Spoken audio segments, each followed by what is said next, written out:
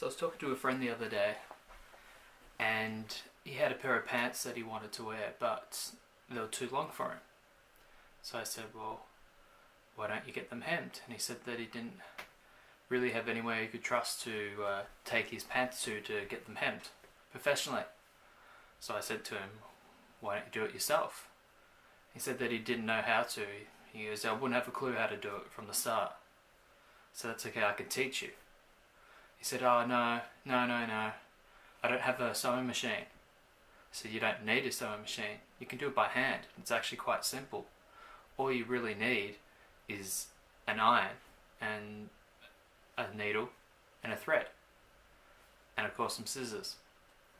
And I said, chalk obviously is better because you can mark where the position that you want it to be in. And I go, you do have an iron, right? I mean, everyone has an iron because they iron their clothes, so it's, very cheap to buy a pair of scissors to cut fabric. Needles are cheap, thread's cheap, chalk's cheap as well. So, how about I teach you how to do it by hand, so then, you can learn how to do it.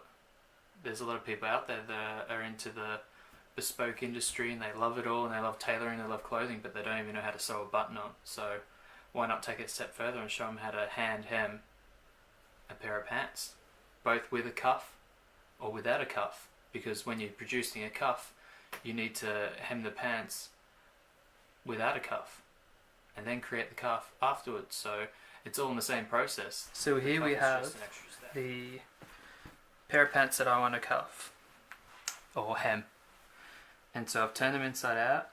I've unstitched the previous hem, which you can see right here. The end of the trouser was exactly right here. You can see it's got some heel tape on there still, which we'll take off. What I've done is I've measured the inner leg of a pair of pants, which I prefer the height to. And then I've measured the inner leg of the trouser, and I'm going to subtract the excess to end up where I want my hem to sit, which is 10 centimeters. So I'll measure 10 centimeters from here across to up here, and then I'll measure it from here and up here, and I'll make 2 markings, and then I'll rule across it to give me a straight line. And that is where the finish of my trouser is going to be. So then what you want to do, which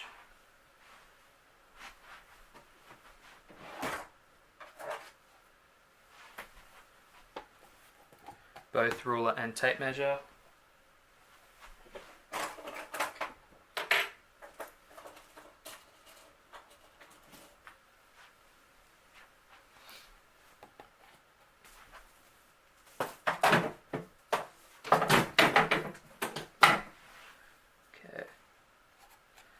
I always measure 10 centimeters from the base, so then I have something straight to make my marking.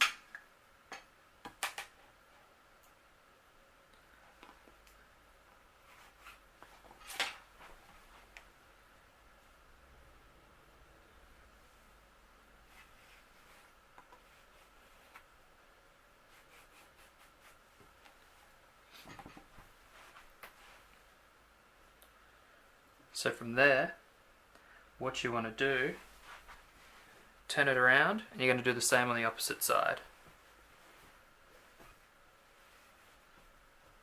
Don't worry about your folds, that's fine.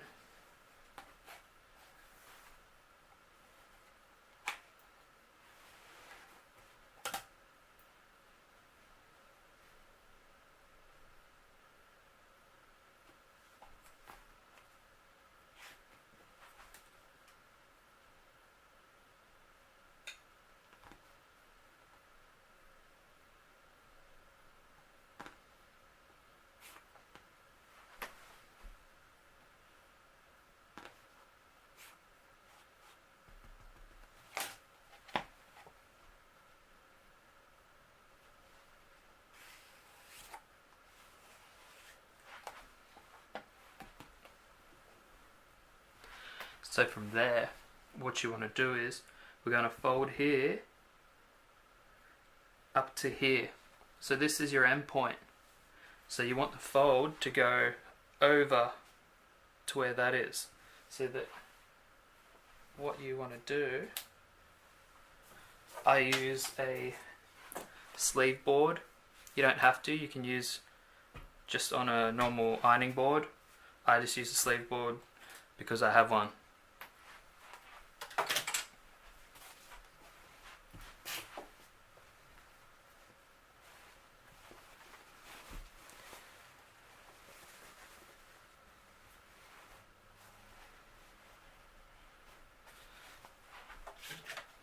Now to get 10 centimeters in perfect, I usually put the ruler in and fold that over.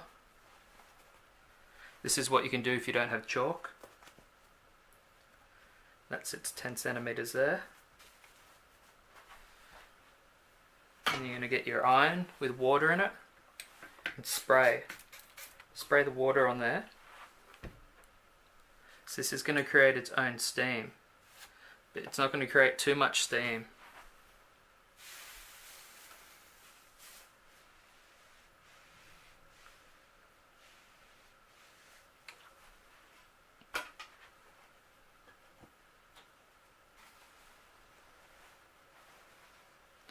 Turn it over to the side,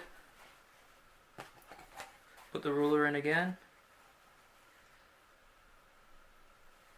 line it up,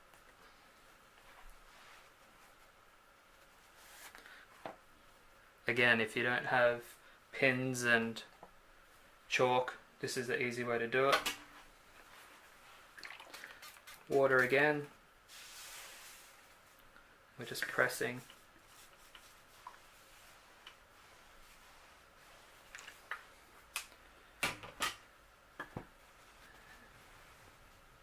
You're going to do that all the way around. You'll see how once you do two sides it pretty much already lines up with 10 centimeters straight through, but we'll just put this in here, 10 centimeters.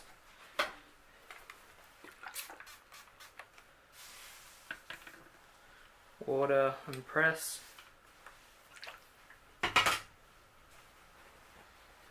And the final side, one more check to make sure it's even.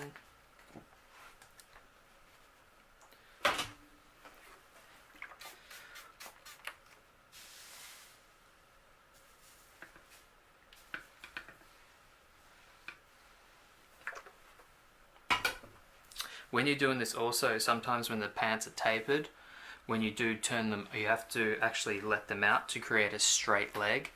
Otherwise, when you do fold it over, this point here is going to be a lot more narrower than further up the trouser, and it's actually going to pull your cuff in so it won't sit flat. So if your trousers are tapered, then you need to undo the side seam and straighten up the leg, so then it easily folds over to make it even. So once we've done this, what we want to do is align up that seam with this. What I've done, taken a thread that matches as close as possible. I haven't, it's not exact, but because we're blind stitching on the other side, you're not going to see it on the outer side, so it doesn't really matter. But it's just an army green. I've aligned the side seam, and I take the stitch underneath the seam, come up through one side, beside the side seam of the hem, and then I come straight down, and then I go over, and then straight down. And what I'm doing is I'm creating a cross with the alignment of the side seam of the hem. And I flip around the other side and I do the same thing, and this actually tacks the seams together, so you know you're going to get nice even on both sides, just in case you pull the fabric one side and it takes it out of alignment and you end up not going 10 centimeters and you create a weird angle. Now what I'm going to do, which will bring this closer, to do a blind stitch you're going to come under the hem again, through here, pull it through just so it sits underneath seam. So what we're going to do, we're going to work towards ourselves, but we're going to be sewing forward. And so what that does is, when you go up here and you pull through, be careful not to create knots.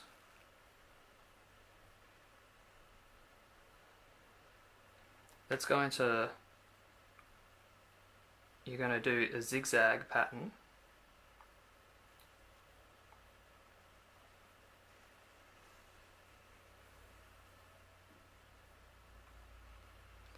And because you're stitching forward, but your line's going backwards, it will lock every cross over that you do.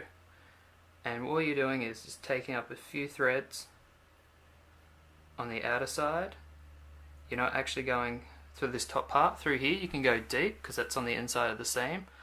Up here you're just taking a couple of threads so then it doesn't actually show on the other side. Boom.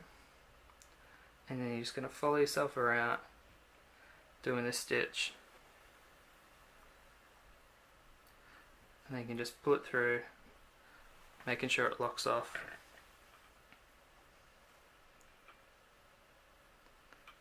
Couple of threads.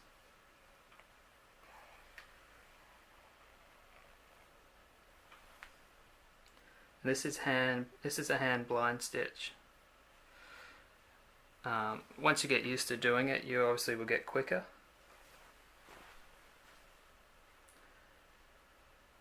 I just also lightly hold the fabric so then it just naturally falls into place and you're not pulling it out of whack or forcing the fabric to lay away it's not naturally wanting to lay.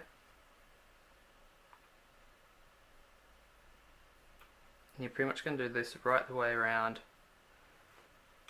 I usually go from seam to seam, so then you can sort of lock it off.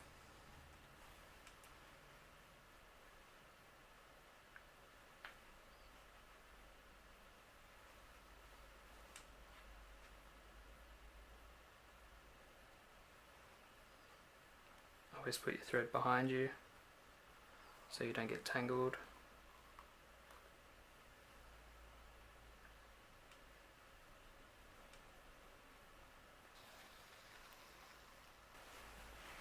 Okay, so we're all done.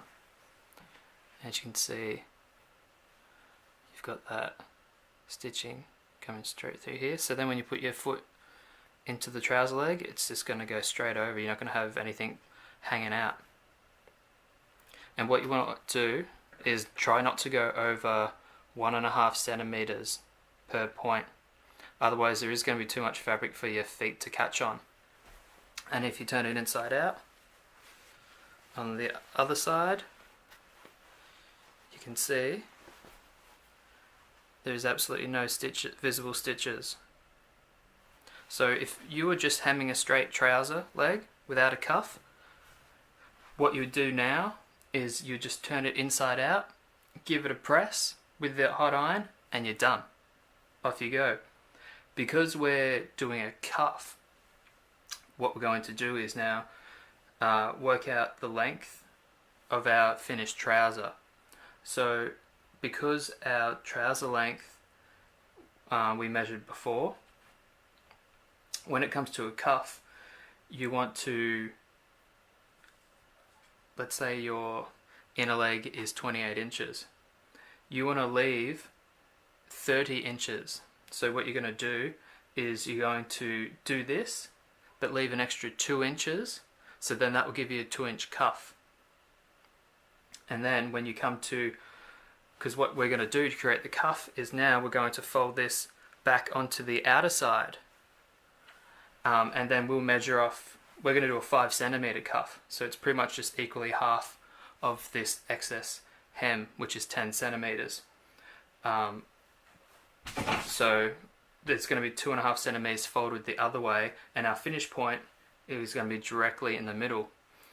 You can do 1 inch cuff, 4 centimeter cuff, 3 centimeter cuff, whatever you want.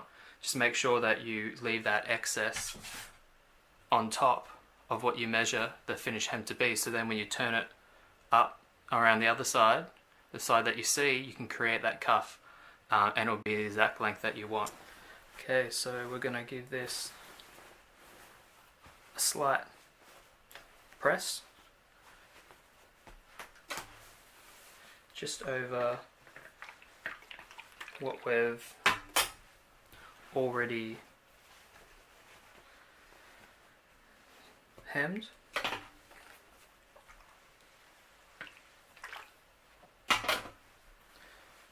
This helps the fabric sit into its new position for when we do the turning up. And you see I'm just going panel by panel. No water. Just a bit of heat.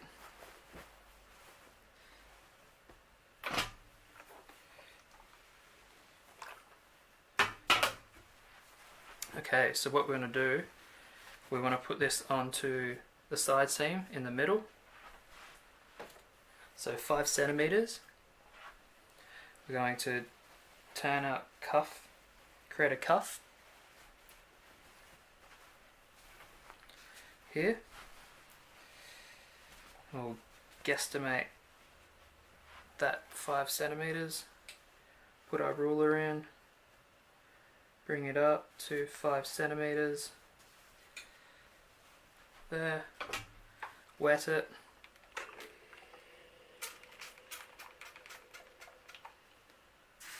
and then press.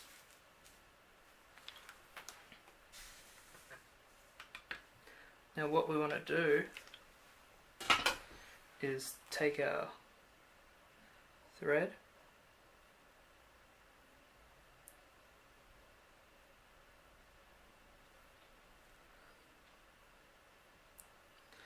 you don't need much, and you're going to hold that and you're going to go right in between the seam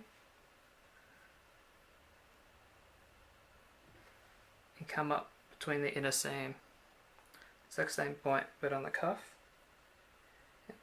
Pull your thread through.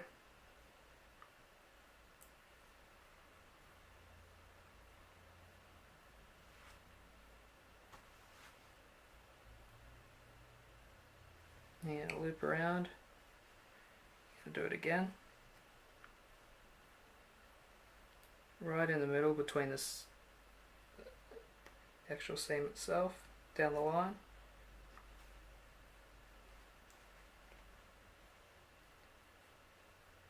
And you're going to pull it just lightly firm. And you're going to go 3rd time.